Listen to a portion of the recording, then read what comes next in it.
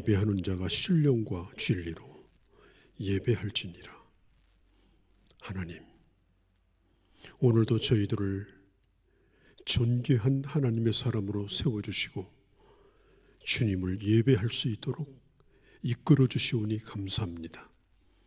오늘 저희가 주님 앞에 드리는 예배가 하늘에 상달되게 하시고 하늘문이 활짝 열려져 저희들에게 한없는 은혜를 주의 은혜로 말미암아 덧입는 귀한 시간 되게 하여 주옵소서.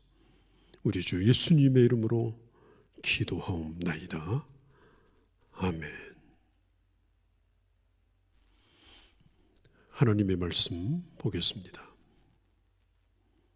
구약성경 시편 49편 20절입니다. 존귀하나 깨닫지 못하는 사람은 멸망하는 짐승 같도다. 아멘.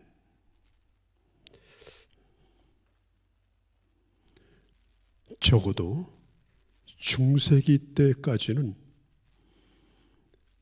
인간은 비록 죄인일지라도 그래도 하나님의 형상으로 지음받았다. 하나님의 형상으로서의 인간의 위치를 지키고자 했습니다. 그러다가 중세기가 지나며 계몽주의 시대가 접어듭니다. 그러면서 이제는 인간은 점점점 배우고 계몽되어지고 개선되어지면 하나님보다 더 나은 위치에 설 수 있다. 그런 생각을 하게 됩니다. 그러다가 산업혁명 시대, 과학주의 시대가 오면서 인간의 교만은 하늘을 찌를 듯 했습니다. 이제는 인간이 하나님의 자리를 눌러 앉아있는 그런 사상, 그런 신학들이 사람들의 머리를 지배했습니다. 그러다가 유럽에 엄청난 충격을 주는 하나의 사건이 있었습니다. 그것이 뭐냐면은 찰스 다윈이 종의 기원이라고 하는 책을 발간한 것입니다. 진화론적 세계관, 과학을 과장한 진화론 신앙을 주장하는 책입니다.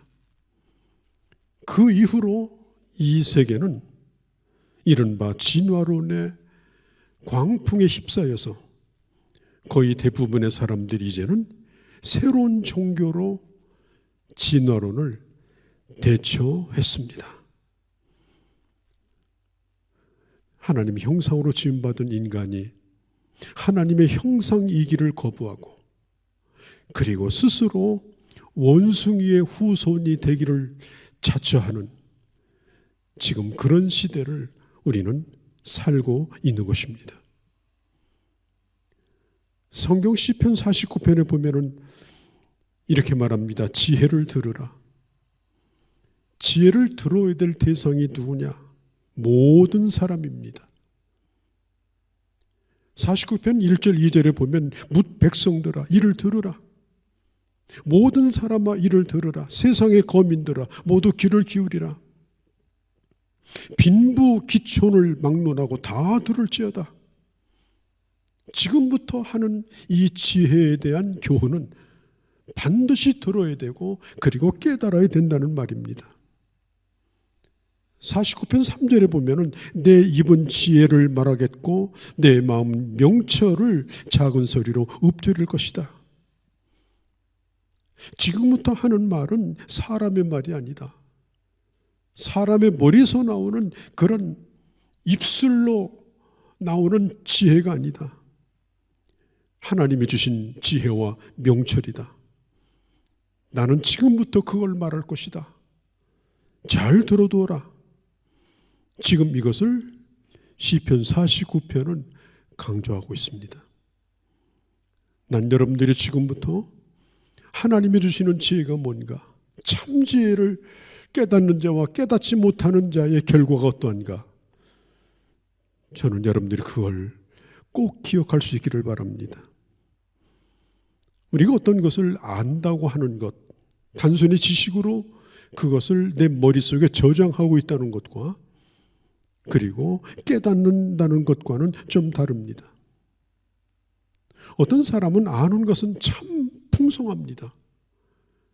그러나 그것은 단순히 머릿속에 저장된 지식일 뿐입니다. 깨닫는 것이 참으로 적습니다. 많은 것을 배웠지만 배운 바에서 깨닫지 못하는 사람은 그 사람이 어리석은 사람입니다. 그리고 인생을 살면서 겪는 오늘의 문제들의 대부분은 지식의 문제가 아니라 아는 바에서 깨닫지 못하는 데서 오는 문제인 것입니다. 자기가 짐승인지 하나님의 형상인지도 모릅니다. 지금 가고 있는 그 길이 사는 길인지 아니면 죽는 길인지도 모르고 지금 치닫고 있습니다. 그리고 잠시 동안 인간의 머릿속에 머무르는 지식이라고 하는 것은 일시적인 것입니다. 쉽게 잃어버립니다. 그러나 깊이 깨달은 것은, 충분히 이해한 것은 그렇게 잊혀지지 않습니다. 그 사람에게 보배가 되어집니다. 그러므로 깨닫는 것이 은혜입니다. 보기만 해도 깨닫는 사람이 있습니다. 듣기만 해도 깨닫는 사람이 있습니다. 어떤 사람은 보아도 들어도 몰라요. 어떤 사람은 실컷 얻어마저도 몰라요. 모든 것을 다 잃어버리고 그리고 죽을 때 가서야 깨닫는 그런 사람이 있습니다. 잃어버리고서야 깨닫는 것, 불행 중 다행이지만 안타까운 일이죠. 예를 들면 건강을 다 잃어버리고 건강이 소중하다는 것을 깨달으면 뭐 하겠습니까? 건강할 때 건강을 지켜야 되는 것이죠. 돈이 있을 때 그 돈이 무엇인가를 깨닫지 못하고 다 잃어버리고 나서 동전 한 푼이 얼마나 소중한 것인가, 그리고 돈을 제대로 관리하는 것이 얼마나 큰 지혜인가를 깨닫게 되는 거죠. 다 잃어버리고 돌아온 사람이 누굽니까? 돌아온 탕자입니다. 아버지 재산을 다 탕진하고, 그리고 재산보다도 아버지 집에 내가 있다고 하는 것이 얼마나 소중한 것인가, 그걸 그는 깨닫게 됩니다. 그리고 그는 돼지 우리에서 살기 위해서 벗어납니다. 그리고 아버지 집으로 돌아가게 됩니다. 죽음 직전이 되어서야 이걸 깨닫게 됩니다. 예수님의 한쪽에 있었던 십자가에 달린 강도도 마찬가지입니다. 어떤 사람은 자신이 직접 경험하지 않았다 할지라도 다른 사람의 경험을 유심히 보면서 깨닫는 사람이 있습니다. 참 귀한 것입니다. 어떤 것을 온전히 깨달으려면 특별히 그것을 전체를 볼 수 있는 눈이 필요합니다. 성령 하나님께서는 우리에게 그것을 보여주십니다. 어떤 한 곳에 매몰되어서 어떤 하나에 집착해서 거기에 꽂혀서 전체를 보지 못하고 그리고 한 곳으로 치닫는, 그것은 참으로 어리석은 일입니다. 모든 일을 다 겪고 나서야 나는 산전수전 다 겪었다, 그렇게 하고서야 깨닫는 것보다도 그렇게 하지 않았다 할지라도 다른 사람의 일을 보면서 수많은 경험들을 간접적으로 보면서 그걸 깨닫는 것이 더 소중한 것입니다. 애굽의 왕 바로는 10번째 재앙을 만날 때까지는 그걸 깨닫지 못했습니다. 10가지 재앙을 만나고서야 더 이상 이스라엘을 품고 있을 수 없다, 그때 가서야 그걸 깨닫습니다. 그리고 풀어줍니다. 처음에 도와줬다면 얼마나 좋을까요? 그러면 애굽에서 겪었던 그 어마어마한 재앙도 겪지 않았을 것입니다. 결국은 10번째 재앙을 만나고 나서야 두 손 두 발을 다 들고 그리고 애굽을 떠나는 이스라엘 백성들에게 모든 귀한 보물을 안겨다 주면서 떠나달라고 했습니다. 그러나 그것으로 끝난 게 아닙니다. 11번째 재앙이 또 있었죠. 이스라엘 백성들이 애굽을 떠나자 나중에서야 또 욕심을 버리지 못한 이 바로는 홍해를 건너가고 있는 이스라엘 백성들을 쫓아가다가 결국은 그곳에서 빠져 죽게 됩니다. 이제는 목숨까지 날려버립니다.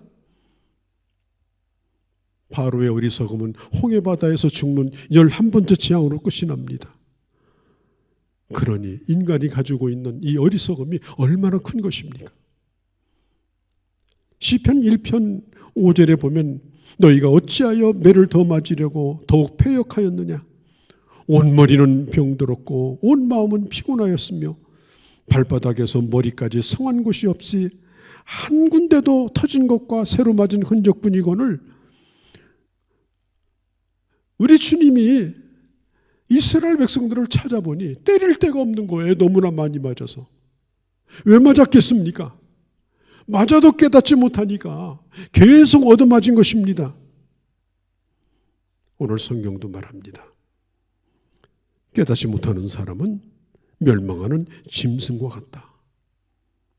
사람이 짐승만 못할 때가 있습니다. 짐승은요, 한번 올무에 빠지면, 한번 그물에 걸리면 절대로 거기로 지나다니지 않습니다. 한번 구덩이에 빠졌다가 살아나면 절대로 그 구덩이에 빠지지 않습니다. 미리 알고 다 피해갑니다. 조심합니다. 그런데 누가 빠집니까? 사람이 빠집니다. 사람이 짐승만도 못한 때가 있다는 겁니다. 로마서 11장에 보면은 34절에 누가 주의 마음을 알았는가? 누가 주의 모사가 되었는가? 내가 어찌 그 놀라운 것을 다 알 수 있겠는가? 여러분, 더 깊이 알고 더 깊이 깨닫는 것, 특별히 나를 향하신 주님의 마음이 무엇인가? 지금 주님이 어떤 마음으로 나를 지금 바라보고 계신가? 주의 마음을 헤아릴 수 있는 것, 그것을 깨닫는 것이 은혜고요.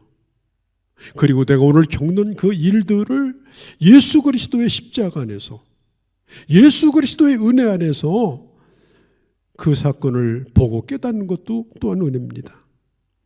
여러분, 특별히 내가 하나님의 말씀을 듣는다는 것이 얼마나 큰 복인지 모릅니다. 바로는 마음이 강팍함으로 모세가 하는 얘기를 한마디도 듣지 못했습니다. 여러분, 말씀을 들을 때 귀를 닫고 듣지 아니하면 결국은 들은 것이 없습니다. 들은 것이 없으니 다른 사람은 다 사는 길로 가는데 혼자 죽을 길로 가는 것입니다. 깨달을 수 있는 기회를 주셨는데 듣지 않았으니 어리석은 자가 되는 것입니다. 성경 야고보서에 보면 어떤 사람이 아침에 거울을 보았습니다. 거울을 보니 얼굴에 오물이 묻어 있었어요. 아, 얼굴에 오물이 묻어 있구나. 그러면 닦고서 나와야 될 거 아니겠습니까? 오물이 묻어 있구나. 그리고 나옵니다. 그리고 하루 일과를 시작합니다. 나중에는 오물이 묻어 있는 것조차도 결국은 모르게 된다고 그랬습니다. 성경은 이런 사람들을 어리석은 사람이라고 말합니다. 그러면 인간이 깨닫지 못하는 가장 큰 두 가지를 오늘 시편 49편은 말합니다. 첫째는 재물의 문제요. 두 번째는 바로 죽음의 문제입니다. 재물의 문제. 여러분, 재물은 하나님께 주신 선물입니다. 돈을 버는 것도 은사입니다. 돈을 잘 쓰는 것도 하나님의 은혜입니다. 내가 돈을 가지고 있다고 하는 것은 하나님의 주신 매우 좋은 기회입니다. 기회라고 하는 것은 왔을 때 잘 사용하면 그 기회가 내게 축복이 되어지지만 그 기회를 놓쳐버리면 다시는 그 기회가 오지 않습니다. 기회가 왔을 때 나에게 주어진 물질을 유용하게 잘 사용하면 매우 좋은 결과를 가져옵니다. 그러나 물질에 욕심이 있어서 재물을 마땅히 써야 될 때 쓰지 못하고, 그리고 결국에는 내 욕심을 위해서 이 세상에 쌓아두기 위해서 그것으로 끝났다면 결국은 그것은 어리석은 일을 범한 것이다 라고 말합니다. 내가 오늘 재물을 가지고 있다는 것은 내 안에 가능성이 있다는 거죠. 뭔가를 해낼 수 있는 자본이 있는 거예요. 마태복음 25장에 보면은 달란트 비유가 나오는데, 그 달란트에 따라서 그 남겨야 될 책임이 있습니다. 부자만 책임 있는 것이 아닙니다. 갖지 못한 자도 갖지 못한 중에 책임이 있습니다. 누구든지 아무것도 갖지 아니한 자는 없습니다. 모든 사람은 다 달란트를 가지고 있습니다. 그렇기 때문에 이 어리석은 짐승이 되는 것은 단순히 부자에게만 하는 얘기가 아니라 물질을 소유하고 있는 빈부귀천을 떠나서 오늘 성경이 말하지 않습니까? 빈부귀천 백성들아, 누구를 막론하고 다 들으라. 이것은 가진 자에 대한 책임만 강조하는 것이 아니라 물질에 대한 모든 사람에 대한 책임을 가르쳐 주고 있는 것입니다. 여러분, 오늘 이 세상에서 저질러지고 있는 상당한 이 악의 문제들이 물질과 연관이 되어 있다는 걸 아시죠? 물질이라고 하는 것은 인간을 악으로 끌고 가는 강력한 힘을 가지고 있습니다. 그래서 내가 물질에 대하여 분명한 깨달음을 가지고 생각을 가지고 살지 못하면 결국 인간은 물질이 끄는 대로 끌려갈 수밖에 없는 것입니다. 우리가 착각하지 말아야 될 게 있어요. 그것이 뭐냐면, 돈을 많이 가지면 다른 것도 많이 가졌다고 착각해요. 돈을 많이 가진 사람은 인격도 많고, 돈을 많이 가진 사람은 신앙도 많고, 돈을 많이 가진 사람은 그 사람의 삶도 풍성하다. 여러분, 결코 그렇지 않습니다. 돈을 많이 가진 사람들이 이런 착각을 하고 살죠. 나는 저 사람보다 다르다. 다르니까 다르게 살아야 된다. 그래서 돈 냄새를 풍기며 살아가는 그런 인생을 살아갑니다. 여러분 기억하십시오. 그 사람이 가지고 있는 재물과 그 사람의 인격은 다릅니다. 그 사람이 가지고 있는 물질과 그 사람이 가지고 있는 신앙은 다릅니다. 물질이 있다고 해서 그가 하나님의 복을 받은 것이요, 물질이 없다고 해서 저주를 받은 것이 아닙니다. 돈을 섬기게 되면 결국은 돈의 노예가 되어지고 또 돈을 절대적 가치처럼 둡니다. 여러분, 사람이 어느 순간이 오면 가장 시시해지는 것이 바로 돈입니다. 그래서 사람들은 늘 얘기를 해요. 건강하고 보니까 돈도 소용없더라. 명예를 잃어버리고 보니까 돈도 소용없더라. 내가 이런 일을 겪고 나서 보니까 돈도 소용없더라. 하나같이 사람들은 중요한 것을 잃고 나서 하는 얘기가 뭐냐면은 돈은 소용없더라는 것입니다. 그러나 현실로 돌아오면 그렇지 않습니다. 제일 끝자리로 물려놨던 돈이 다시 고개를 들고 와서 어떤 방법이든지 수단 방법을 가리지 않고 돈을 모으는 것이 인생의 목적이 되어버립니다. 요즘 그런 거 보지 않습니까? 뭐 이상한 일을 하다가 책임 있는 사람들이 부정이 발각되고 이렇게 하면 뭐라고 얘기합니까? 이 모든 돈을 다 사회에 환원하겠다. 왜 그렇습니까? 돈을 다 잃을지라도 내가 지켜야 될 것이 있기 때문에 그렇죠. 인생은 그렇게 되는 것입니다. 그렇게 되기 전에 돈의 가치에 대한 바른 시각을 가지고 그리고 하나님이 주신 뜻대로 그 물질을 잘 사용하고, 그리고 하나님 앞에 갔을 때 그 가치가 더욱더 빛날 수 있는 지혜로운 하나님의 사람으로 살아가는 주의 자녀들이 되어주시기를 바랍니다. 두 번째는 이 죽음에 대한 깨달음입니다. 오늘 시편 49편은 이 죽음에 대한 이야기를 계속하고 있습니다. 특별히 인간은 장구치 못할 것이다. 영원히 살지 못한다는 것입니다. 아무리 돈을 많이 벌어놔도 죽어요. 아무리 많이 배워놔도 죽어요. 아무리 큰 권세를 가져도 죽어요. 인생에는 끝이 있다고 하는 사실을 항상 잃어버리지 않고 사는 것이 지혜고요. 이것을 잊어버리고 사는 것이 어리석은 것입니다. 우리는 멀지 않았습니다. 그날이 하루가 더 가까웠습니다. 그렇기 때문에 우리는 우리가 해야 될 일을 오늘 해야 되는 것입니다. 우리 예수 믿는 사람의 삶이라고 하는 것은 본질적으로 종말론적 삶입니다. 그날을 바라보며 오늘을 사는 것입니다. 그날의 평가를 생각하며 오늘의 일을 하는 것입니다. 그날의 결과를 보면서 오늘 내 삶을 생각하는 것입니다. 여러분, 사람이 어디로부터 오는 것입니까?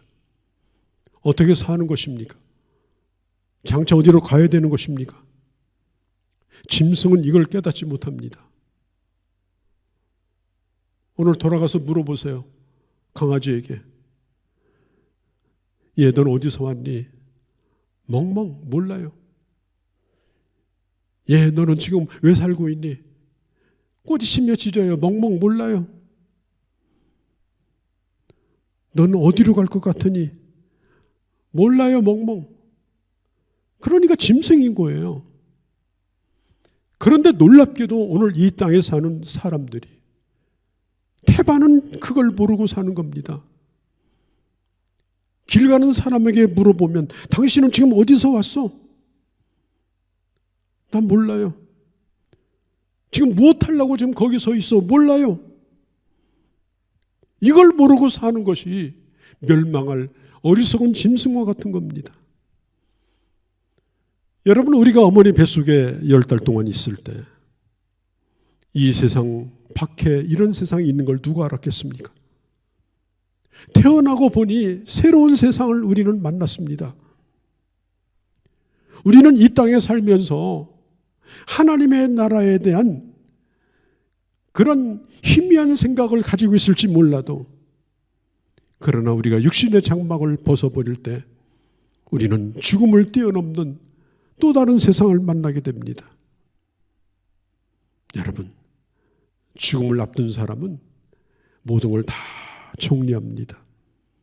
왜 그런지 아십니까? 하나님을 만날 시간이기 때문에, 내 삶을 하나님 앞에 평가받아야 될 시간이기 때문에, 그리고 죽음 이후에 남길 것이 무엇인가를 생각하기 때문에, 죽음이 가까웠을 때, 내 육신이 다 허물어질 때 그때 생각하는 것은 내 영혼의 문제를 고민하게 되어집니다. 내 자녀에게 뭘 남겨줄까 고민하지 않습니다.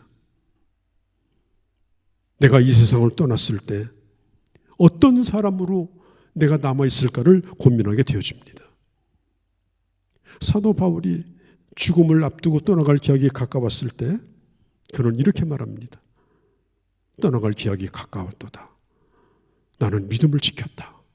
나는 선한 싸움을 다 싸웠다. 나는 나의 달려갈 길을 다 달렸다. 무엇보다도 나는 내가 예수 그리스도를 믿고 그 주님이 맡겨준 그 일에 대하여 내가 끝까지 감당한 것에 대하여 나는 자랑스럽게 생각한다. 그래서 나는 죽음 이후에 주님이 주실 의의 면류관에 대한 확신이 나에게 있다. 그러면서 사도 바울은 남아있는 자들에게 유언처럼 이렇게 선포합니다. 나와 동일한 믿음을 가진 사람도 나와 똑같은 소망을 기대할 수 있다. 바울은 성도들에게 편지할 때 내가 당신들에게 갔을 때에 나에게 당신들이 자랑이 될 수 있도록 하게 해달라. 또 바울은 말합니다. 당신들이 하나님 앞에 섰을 때에 당신들에게 나 자신도 자랑스러운 바울이 되기를 원합니다.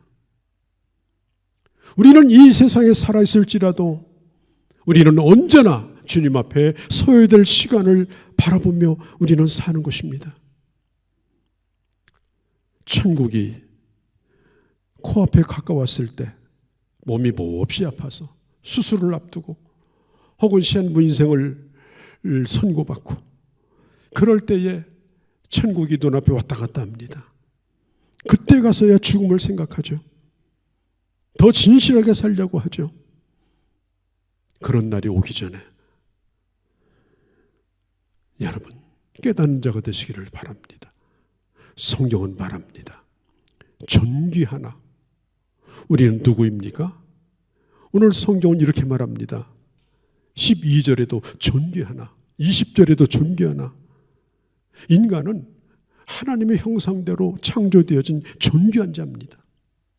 영적인 존재입니다. 영혼을 향한 본능을 가지고 영원한 나라를 향해서 가는 존재입니다. 누가 시키지 않았는데도 하나님을 찾고 하나님을 예배하고 기도하고 하나님과 교제할 수 있는 특별한 존재로 하나님 앞에 지음을 받은 자입니다. 그래서 우리는 존귀한 자입니다. 안타까운 것은 이 존귀함이 지금 점점 사라지고 있습니다. 물질의 노예가 되어져 가고 있습니다. 영원한 하나님의 나라를 생각지 아니하고 세상의 전부가 되어져 버렸습니다. 죽음을 생각하지 아니하고 현세적인 오늘만 좋으면 좋다라고 자기 몸을 불살라버리는 그런 욕망의 노예가 지금 되어져 가고 있습니다. 성령께서 오늘 우리와 함께 하십니다. 성령께서 우리에게 말씀하십니다. 하나님의 말씀을 들을 때 우리로 하여금 깨닫게 하십니다. 듣는 자가 은혜요 깨닫는 자가 더 큰 은혜입니다. 겪고서야 깨닫는 것도 은혜이지만 그러나 그것은 안타까운 일입니다. 화를 당하지 않고도 앞으로 다가올 화를 생각하면서 오늘을 예비하는 것이 이게 은혜입니다. 하나님의 말씀은 이 모든 것에 대하여 말씀하고 있고 그리고 성령께서 우리에게 구체적으로 이것을 적용하여 주시는 것입니다. 여러분, 그래서 우리는 천국에 가보지 않아도 천국을 우리는 바라볼 수 있는 것입니다. 너희는 존귀한 자다. 왜 멸망하는 짐승처럼 되는가? 특별히 너희는 예수 그리스도를 믿고 새로운 피조물이 되었으니 존귀한 자 가운데도 가장 존귀한 그는 하나님의 사람이 아닌가. 그럼에도 불구하고 깨닫지 못하는 사람은 얼마든지 또다시 짐승 같은 길을 걸어갈 수 있다라고 하는 경고를 우리에게 하고 계십니다. 하나님의 아들인 예수 그리스도께서 피 흘려 나를 위해서 죽으심으로 우리에게 생명의 길을 보여주셨고 이미 우리는 그 길을 걸어가고 있는 자입니다. 하나님 은혜 가운데 모든 것을 은혜로 깨닫고 말씀으로 깨닫고 성령으로 깨닫고 그러게 믿음의 길을 생명의 길을 끝까지 바로 걸어가는 그런 지혜로운 하나님의 사람들이 꼭 되어주시기를 주의 이름으로 축복합니다. 거룩하신 우리 아버지, 나를 존귀한 하나님의 형상으로 만들어주시고 무엇보다도 예수 그리스도를 믿어 나를 새로운 피조물로 창조하여 주시고 하나님의 자녀로 삼아주셨사오니 참으로 감사합니다. 그러나 그리할지라도 멸망하는 짐승으로 전락할 수도 있다는 사실을 우리에게 경고하셨습니다. 하나님이여, 존귀한 하나님의 사람의 길을 걸을 것인가? 깨닫지 못하는 짐승의 길을 걸을 것인가? 우리 앞에 놓여진 이 길 가운데 예수 그리스도께서 내가 보여주신 길이요 진리요 생명 되신 그 길을 따라 오직 믿음의 길을, 오직 생명의 길을 걸어가는 저희가 다 되게 하여 주시옵소서. 우리 주 예수님의 이름으로 기도하옵나이다. 아멘. 우리 주 예수 그리스도의 은혜와 하나님 아버지의 극진하신 사랑하심과 성령 하나님의 감화 감동 역사 충만하심이 존귀한 하나님의 자녀로, 지혜로운 하나님의 자녀로 내게 주어진 물질이 무엇이며 그 물질의 의미가 무엇이며 그리고 하나님 앞에 가서 어떤 자로 설까를 생각하고 내 마지막을 생각하며 오늘을 살아가는 지혜로운 하나님의 사람으로 살아가기를 소원하고, 오늘 주 앞에 고개 숙인 모든 주의 자녀들 머리 위에, 그리고 섬기는 교회들과 그리고 이 땅의 모든 심령들 위에 이제로 영원히 함께 계실지어다. 아멘.